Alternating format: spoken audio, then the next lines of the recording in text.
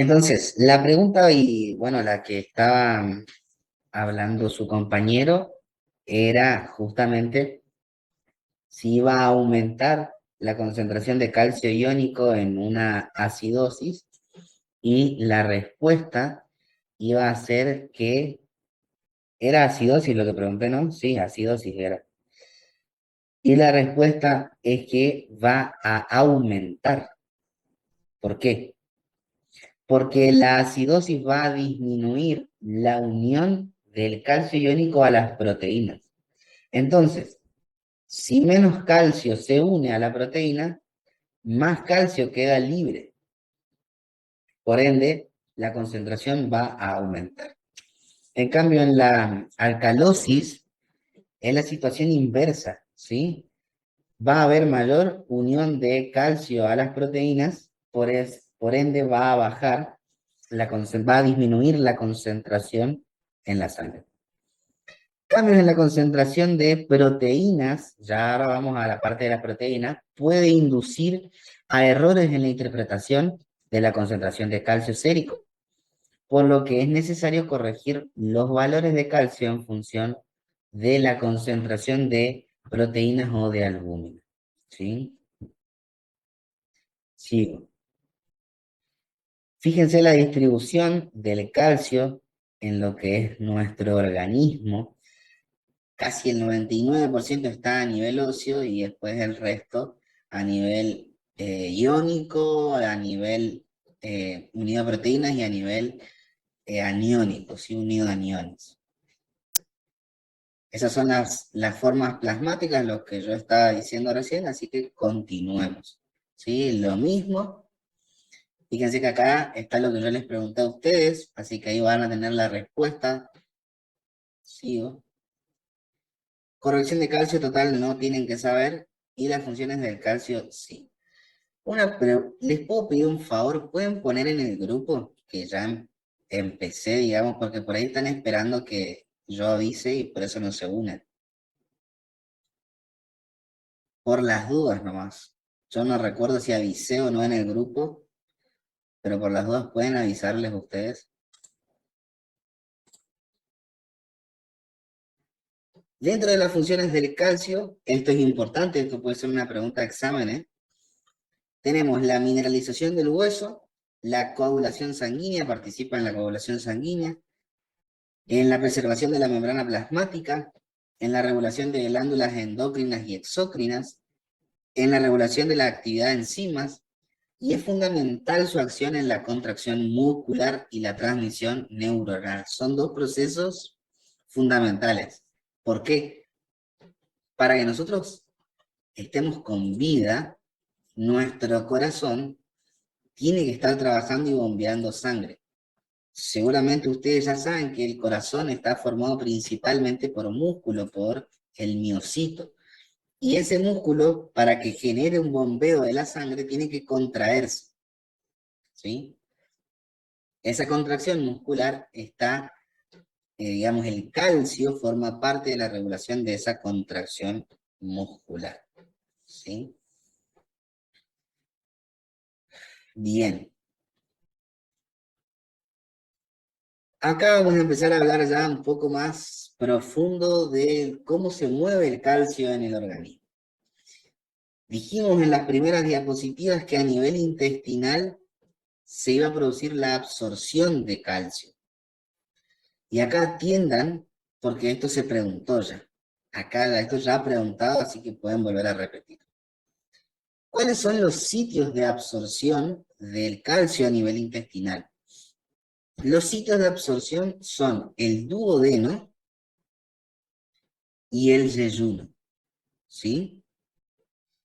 Y la capacidad para absorber calcio va a estar condicionada por, primeramente, la disponibilidad de calcio dietético, o sea, el calcio que ingrese al organismo mediante la alimentación. Y otro, obviamente también por la anatomía de lo que es el duodeno y el yeyuno. Cualquier alteración en la anatomía del duodeno o el yeyuno va a generar una mala absorción intestinal de calcio. ¿sí? ¿Cuál es el mecanismo de absorción del calcio? Si vamos a lo fino, a lo profundo, es un transporte por difusión simple. O sea, es sin gasto de energía. Además, acá está lo que también preguntaron, el proceso de absorción transcelular, o sea, que atraviese desde el intestino hacia el interior, está regulado por la vitamina D. Esta fue una pregunta de examen. Entonces, la vitamina D, fíjense que normalmente se absorbe el 30% del calcio de la dieta, normalmente. Una dieta baja en calcio o un déficit de vitamina D y la falta de respuesta intestinal a la misma, como por ejemplo cuando se le da tratamiento con corticoides prolongado a una persona o alteraciones en las tiroides, son algunas de las causas más frecuentes de déficit de absorción de calcio dietético. La vitamina D es una vitamina hipercalcemiante.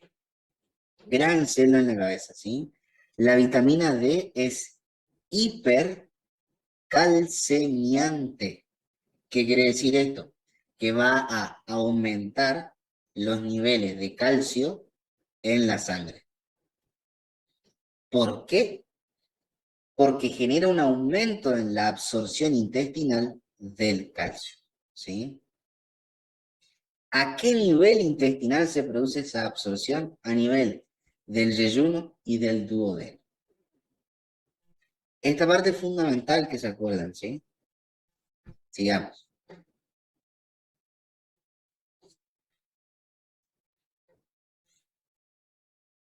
Hablamos del intestino, duodeno y yeyuno como uno de los órganos efectores. Ahora vamos a hablar del riñón como el segundo. Fíjense que el 60% del calcio plasmático no unido a proteínas es filtrado por el riñón, ¿sí? O sea, el 10% ligado a aniones y el 50% de calcio libre es lo que va a pasar por el riñón para ser filtrado. Y acá vamos a que no se nos haga ningún matete con los porcentajes, ¿sí? El 70% del calcio ultrafiltrado, o sea, de lo que ingresó al riñón, el 70% se reabsorbe en el túbulo proximal de la nefrona. ¿Sí? Entonces ahora ustedes tienen otro dato mucho más fino del calcio. Y es que es el sitio del riñón en donde más calcio se reabsorbe es el túbulo contorneado proximal. Si ustedes dicen eso en un examen oral, que a nivel renal el sitio de mayor reabsorción de calcio que es filtrado es el túbulo contorneado proximal de la nefrona, ustedes son GOT, ustedes son todos, ¿sí? Ahí pasan a, bueno, este sabe, ¿tá? ¿Por qué? Porque es muy importante saber más adelante, ¿no? Cuando ustedes vayan siendo mucho más experimentados, estén en cuarto, en quinto año, saber estas cosas, porque van a empezar a estudiar enfermedades. Bien, y si nos ponemos más profundos, ¿sí? Esto se produce por una diferencia de concentración y por transporte activo. O sea, un poco va a pasar sin gasto de energía desde el túbulo a la sangre y otro poco gastando energía, ¿sí? 20% de ese calcio, ¿sí? Que queda, el 70% queda en el túbulo contornado proximal y se reabsorbe, y el 20% restante En realidad queda un 10% más ahí que ahora vamos a ver qué pasa. El 20% es reabsorbido, pero en el asa de Henle, que es otra parte de la nefrona. Los que están dando concept conmigo y estamos viendo urogenital, ahora ya saben lo que es una nefrona. O sea, no me pueden decir qué carajo es una nefrona. Saben lo que es la unidad funcional del riñón, ¿sí? Así que recuerden lo que les remarqué porque eso es importante. Como dato de color, los diuréticos, que son fármacos utilizados para la estimulación de la diuresis, o sea, de hacer pis, de orinar, los diuréticos de asa disminuyen la absorción del calcio, obviamente. O sea que a nivel de la asa de Henle, una persona con diuréticos, que vos le administres diuréticos, va a eliminar más calcio y se va a reabsorber menos. Vamos a el tercer punto, que es el que a mí me interesa, ¿sí? El principal regulador de la excreción del calcio, de la eliminación del calcio, es la paratormona. Pregunta de exámenes. El principal regulador de la excreción de calcio es la paratormona. ¿Cuál es la principal reguladora de la excreción de calcio? La paratormona. ¿Por qué? ¿Por qué? ¿Cómo lo hace? La paratormona lo que va a hacer es disminuir la filtración y por lo tanto aumenta la reabsorción tubular. Fíjense lo que está diciendo, ¿eh? Está diciendo que se va a filtrar menos calcio y que lo que se filtre y pase de la sangre a la nefrona se va a reabsorber y va a aumentar su reabsorción. Entonces, la paratormona es una hormona hipercalcemiante, es decir, va a aumentar los niveles de concentración sérica de calcio, ¿sí? Cuando yo digo sérica me hago referencia, estoy hablando del suero, ¿sí? El suero es lo que es plasma, ¿sí? El plasma de la sangre. Cuando ustedes lean sérico o suero, hace referencia al espacio intravascular, al plasma. Entonces, la paratormona va a aumentar los niveles de calcio en la sangre, ¿sí? ¿Quedó claro eso? No hay dudas. Hasta acá tenemos la vitamina D y la paratormona, que las dos aumentan los niveles de calcio en la sangre de diferentes formas. La vitamina D aumentando la absorción intestinal y la paratormona disminuyendo el filtrado de calcio, pero aumentando su reabsorción. ¿Está? Hay una particularidad, un paréntesis con la paratormona. Es que a otros niveles, o sea, no a nivel renal, sino a otros niveles, puede aumentar, no es a otros niveles de la nefrona, puede aumentar la excreción de calcio, pero de eso depende de la cantidad de paratormona, eso es dosis dependiente, ¿sí? Así que bueno, eso es un detalle nada más, porque lo grueso, lo importante es que ustedes se acuerden que la paratormona es hipercalcemiante, ¿sí? Y ahí está el porqué.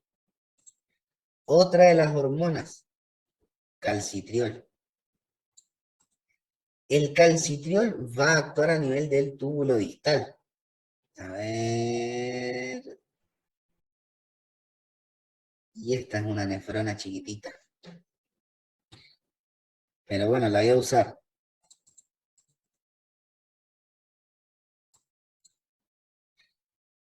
Acá nosotros tenemos. Esta es la nefrona. Esto que está acá es la nefrona, ¿sí?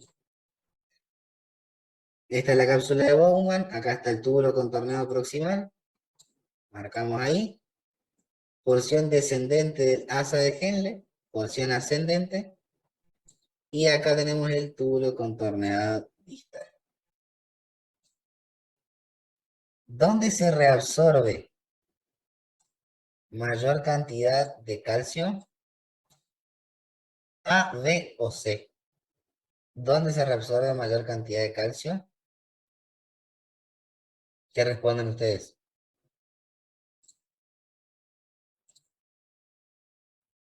¿Dónde se reabsorbe mayor cantidad de calcio? Bien, la respuesta correcta es A, túbulo contorneado proximal. Perfecto, el 80% se reabsorbe. ¿Dónde se reabsorbe en segunda medida la mayor cantidad de calcio? ¿B o C? ¿O todas son correctas o ninguna es correcta? No, ¿B o C?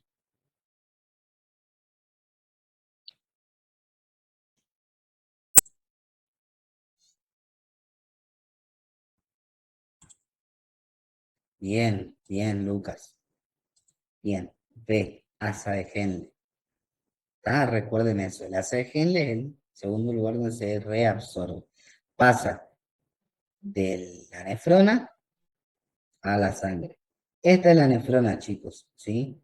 Túbulo contorneado proximal, asa de Henle y túbulo contorneado distal.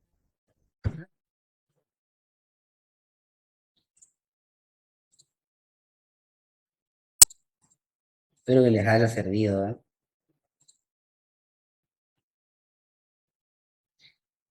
Entonces, el calcitriol actúa a nivel del túbulo contorneado distal, ya la última partecita, y puede aumentar la reabsorción de calcio también, aunque por su acción en otros órganos aumenta también la calcium.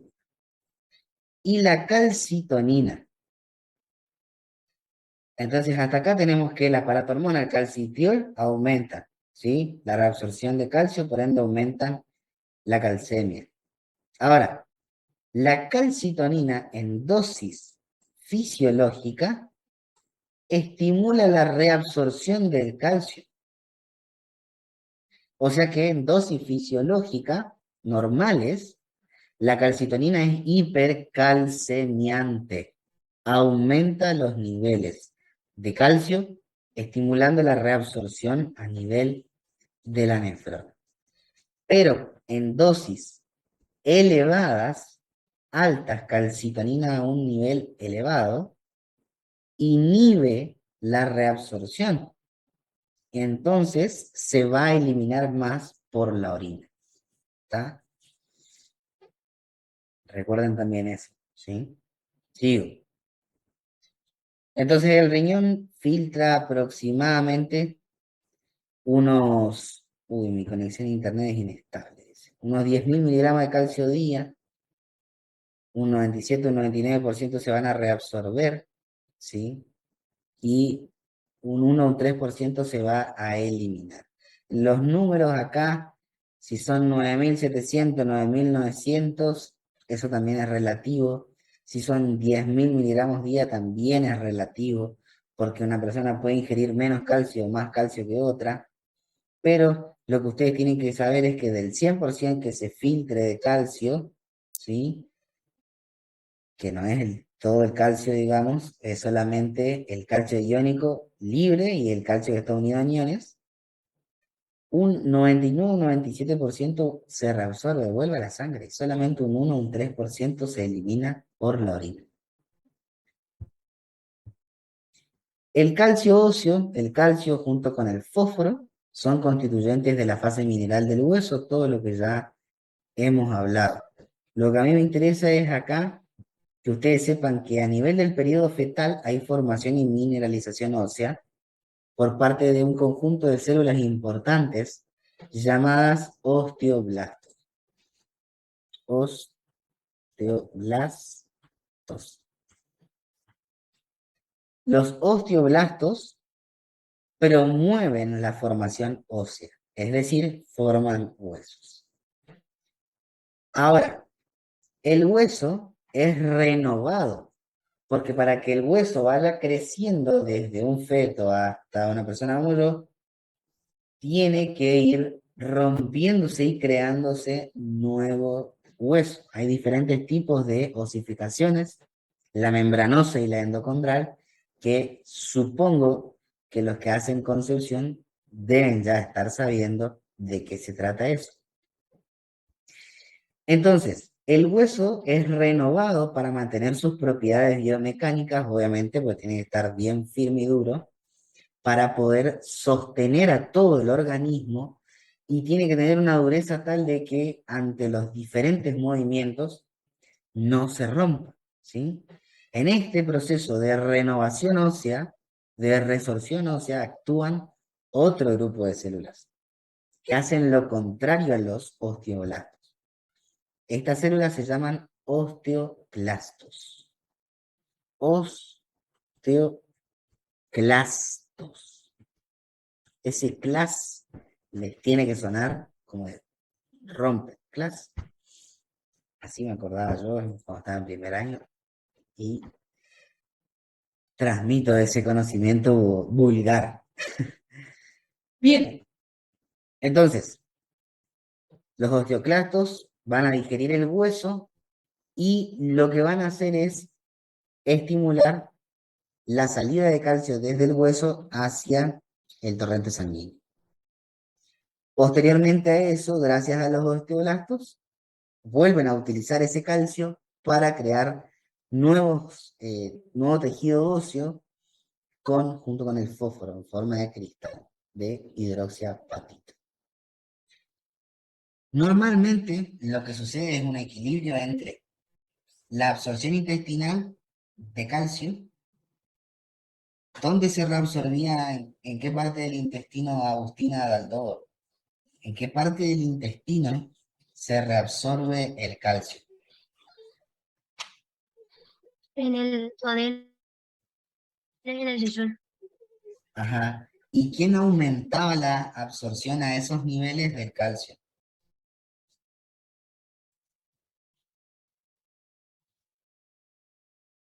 ¿Cómo, disculpe? ¿Quién aumenta la absorción de calcio a nivel intestinal? La vitamina D3. Perfecto. Entonces, normalmente existe un equilibrio entre la absorción intestinal y las pérdidas renales de calcio. O sea que está equilibrado eso.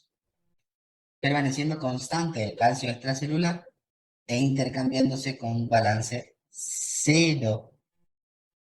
O sea que hay un balance entre calcio extracelular y calcio uso cero.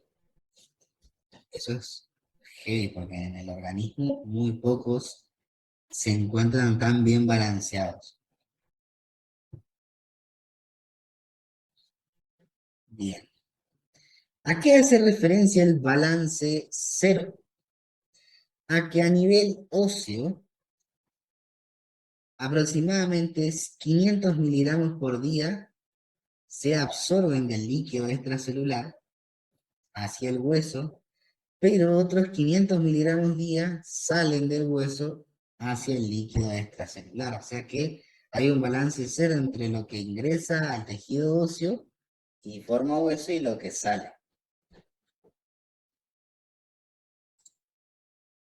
Bien. Entonces acá tenemos un esquema bastante sencillo del metabolismo del calcio. Léanlo, mírenlo, analícenlo, fíjense las flechas. Es todo lo que hemos hablado acá hasta ahora, lo de la ingesta diaria, lo que va a suceder a nivel intestinal, dónde va a ir, cómo se puede eliminar a través de las heces, a través de la orina. Todo eso es importante, ¿sí? Ustedes todo eso lo vuelvan a repasar solos. Seguramente les va a ser mucho más fácil después de la clase. Así que aprovechen eso, porque si ustedes dejan pasar, si mañana no repasan esto, así les digo corta, si mañana no repasan esto, en una semana se olvidan, ¿sí? Se van a olvidar, van a tener que volver a estudiar toda otra. Bien, ya son las 10:01. Vamos a dejar el metabolismo del fósforo para una próxima clase. Yo les voy a decir qué día y qué horario vamos a ver el metabolismo del fósforo. No vamos a ocupar mucho tiempo, porque ya queda menos. Así que yo les voy a avisar cuándo vamos a ver el metabolismo del fósforo, nos queda ahora. Y es mucho más fácil porque al saber el del calcio, el del fósforo, se puede razonar, ¿sí? Así que es más sencillo, conociendo uno, saber el otro.